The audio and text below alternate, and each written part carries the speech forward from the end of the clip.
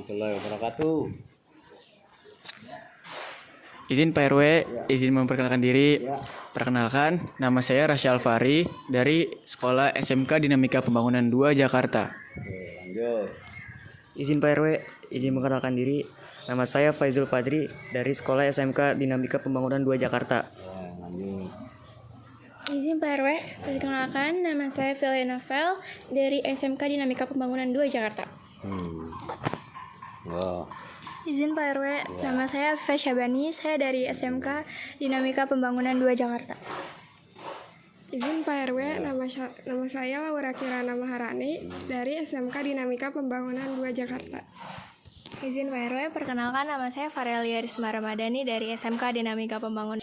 Izin Pak RW, perkenalkan nama saya Filia Novel dari SMK Dinamika Pembangunan 2 Jakarta. Hari ini saya dan teman-teman saya, yaitu kelompok 4, izin bertanya. Oke. Sejak kapan Bapak menjabat menjadi Ketua RW?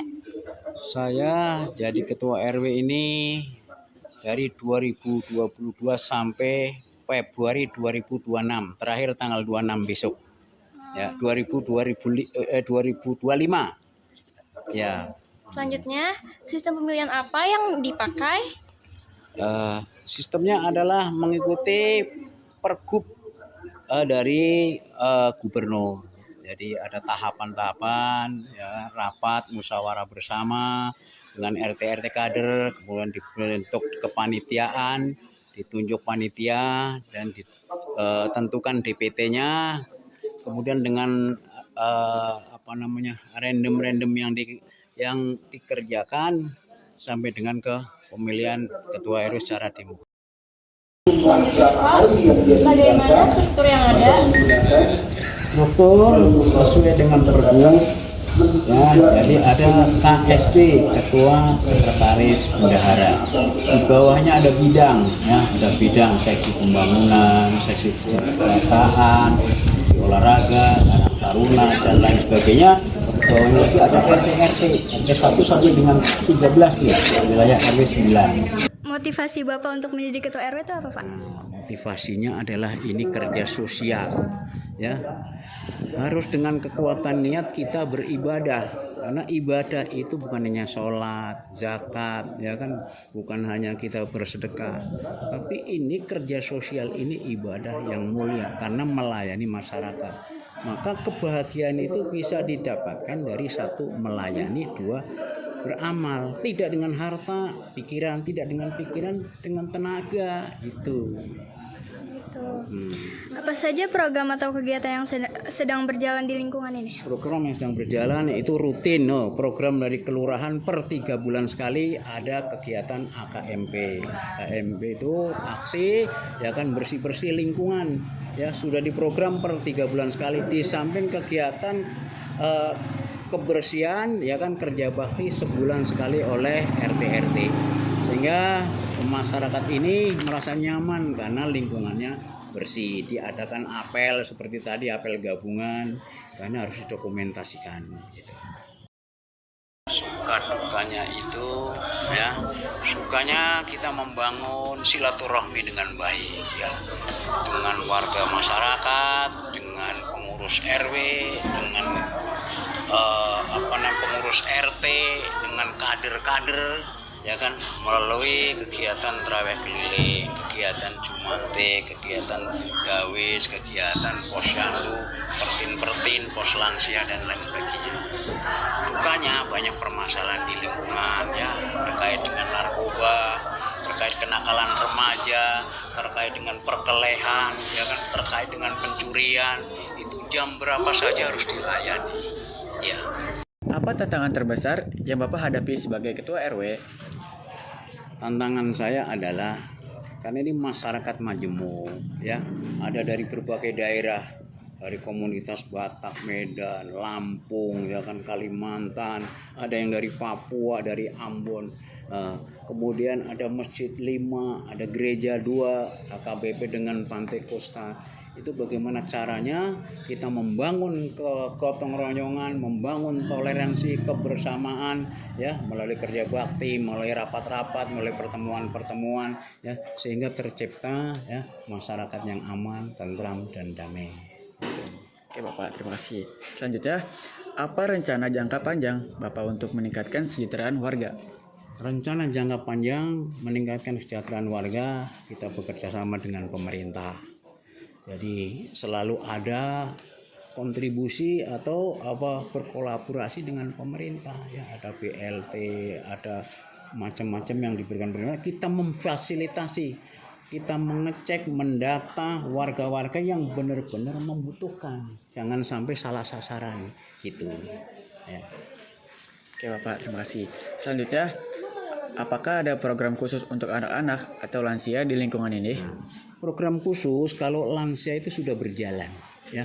Setiap bulan ada namanya Posyandu Lansia. Nah, Posyandu Lansia itu ya kan dilayani oleh tim dari Posyandu Lansia ya kan untuk mengukur tekanan darahnya, tensi darahnya, gula darahnya, termasuk kolesterolnya. Nah, ketika nanti kedapatan ada warga yang ternyata kolesterolnya tinggi, darahnya tinggi, itu nanti difasilitasi, dibawa ke puskesmas, diantar ke puskesmas, diobati gitu. Kalau untuk anak-anak ya kita sudah mendirikan PAUD ya. PAUD sekarang sudah cukup banyak kemajuan ya kan, cuma gedungnya belum ada, masih numpang di kantor RW.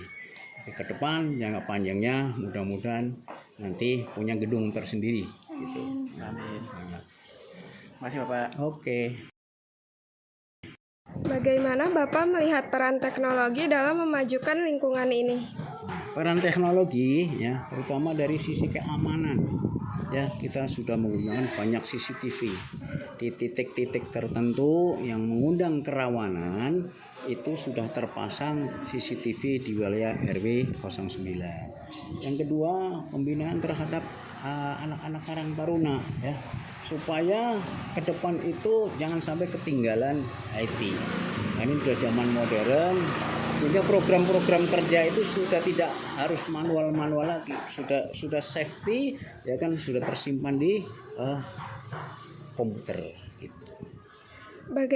Bagaimana Bapak memastikan kebersihan dan keindahan lingkungan tetap terjaga? Nah, kita mengadakan rapat-rapat dengan ketua-ketua RT untuk penghijauan. Nah, melalui siapa?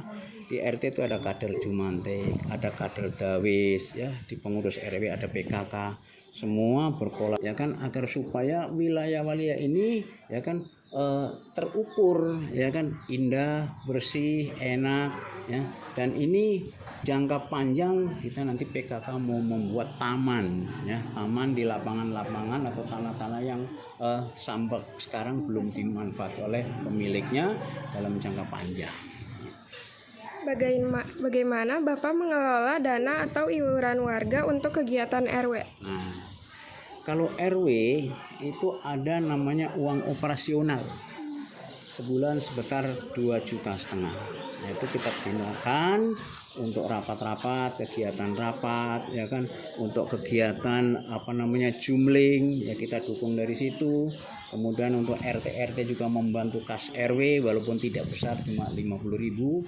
Berarti kalau 13 RT hanya 650.000, dan itu digunakan untuk membantu kegiatan RW, ada kegiatan halal bihalal, ada kegiatan rapat, ada kegiatan jalan santai, ada kegiatan olahraga, itu semua sumbernya dari situ. Apa upaya yang dilakukan untuk mengatasi masalah sampah di lingkungan ini? Nah, untuk mengatasi masalah sampah ya, tingkat keluaran itu namanya ada Kasih X Bank. Kasih X Bank itu membawahi sekitar 40 tenaga PPSU. Jadi ketika kita sudah kerjasama dengan pihak kelurahan, Kasih X Bank, di bawah itu RW menyiapkan ya dengan kerja bakti, sama-sama kita kumpulkan satu titik, saya berkoordinasi dengan Kasih X Bank ya, baru nanti nanti kasih ekspor menyiapkan armadanya, angkut kapan saja, jam berapa saja, ya kita membangun.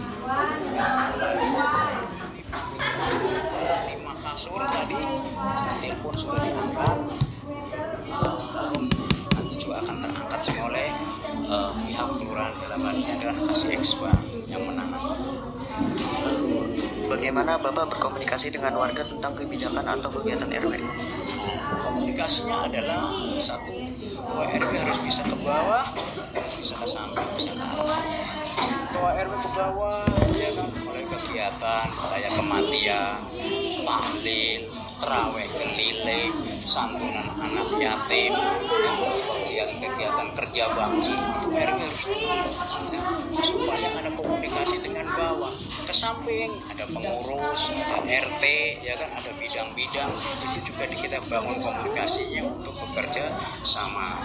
Nah, ke atas itu ada Pak Lurah, RW hubungannya dengan pimpinan atas. Kenapa? Karena motor penggeraknya Pak Lurah saya, motor penggeraknya RW, ya ada PKK, Jumantik, Gawis, ya ini yang mengakses langsung ke data-data yang dibuat. Lalu bagaimana Bapak mendorong kerukunan antar warga yang berbeda latar belakang? Nah, untuk mendorong kerukunan warga, kita mengadakan RT. Jadi misalkan nih RT 1 rapat, RT 2 rapat, kayak kemarin RT 5 rapat warga masyarakat khusus RT 5. Pak RW harus diundang, Pak RW hadir di sana. Jadi semua televisi 9 tahu sosoknya RW seperti apa, di lapangan seperti apa, yang memberikan himbauan, ya baik itu yang dari pemerintah pusat, pemerintah daerah sampai kepada himbauan dari RW. Kalau pemerintah misalkan kayak kebakaran, ya, ibu-ibu jangan sampai pada lupa. Masa tahu tuh gara-gara main YouTube lupa. Kebakaran, termasuk kita mengingatkan masalah penipuan melalui IT, yang ojol, yang pinjol segala macam, ya kan, karena banyak kejadian di wilayah. Bagaimana cara untuk menyampaikan keluhan atau saran dari warga? Nah, untuk menyampaikan saran atau keluhan dari warga itu melalui RT. Ya, karena RT ini sekarang sudah punya grup warga. RT harus punya grup warga untuk memberikan informasi apapun, untuk memberikan keluhan apapun. Bila mana itu privasi, maka datang aja ke Pak RT. Ternyata RT nggak mampu, nanti bisa langsung ke Pak RW. Kita kasih himbauan. Kalau memang nggak mampu, saya nanti lapor atasan saya Pak Lurah.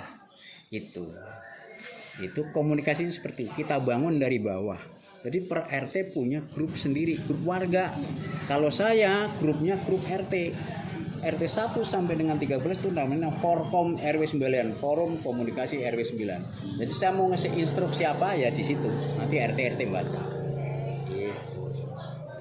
Apakah Bapak ada rencana untuk mengembangkan fasilitas yang sudah ada? Ada. Jadi begini, saya ingin ada bagaimana mengolahrakan masyarakat, memasyarakatkan olahraga. Jadi program ke depan adalah kaum lansia, kita buatkan fasilitas nanti supaya ada senam di samping sekarang sudah ada kegiatan senam ya, di lapangan basket, di lapangan RT 10 ada, tapi mau buat untuk khusus lansia ya, supaya hidupnya happy, kena matahari ya kan, nanti kita siapin snacknya, ada program itu yang tapi belum berjalan. Apa harapan Bapak untuk generasi muda di lingkungan ini? Nah, harapannya adalah generasi muda yang jujur, generasi muda yang soleh-soleha, generasi muda yang berakhlakul karimah. Tapi untuk membangun itu sekarang berat, karena kadang-kadang orang tua ini cuma merintah, nak ngaji, tapi bapaknya nonton TV, nak ngaji, bapaknya main YouTube. Tapi kalau nak ngaji, bapaknya ikut ke masjid dong. Kasih contoh. Kenapa? Rasulullah diturunkan ke muka bumi liutamima makarimal akhlak, untuk menyempurnakan akhlak manusia. Karena itu ilmu itu adanya di bawah akhlak. Setinggi ilmu apapun kalau nggak punya adab, nggak punya akhlak, nggak punya budi pekerti, rusak. Itu merasa bangga. Padahal manusia diciptakan untuk orang lain, bukan untuk diri sendiri. Orang lain, kalau mati yang gotong siapa? Kalau sakit yang nengok siapa? Ini adik-adik ini pinter. Ayo, yang ngajarin siapa? Orang lain, guru. Nah, kira-kira seperti itu. Ya. Bagaimana Bapak melibatkan warga dalam pengambilan keputusan di lingkungan ini? Nah, untuk pengambilan keputusan bahwa kita ada namanya Pergub.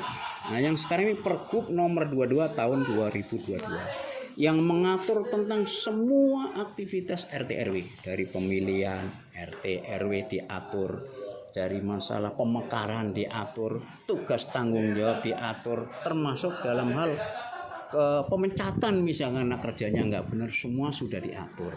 Karena itu kita harus membangun komunikasi yang baik, duduk bersama, ya kan, kita ambil kebijakan bersama, ya kan.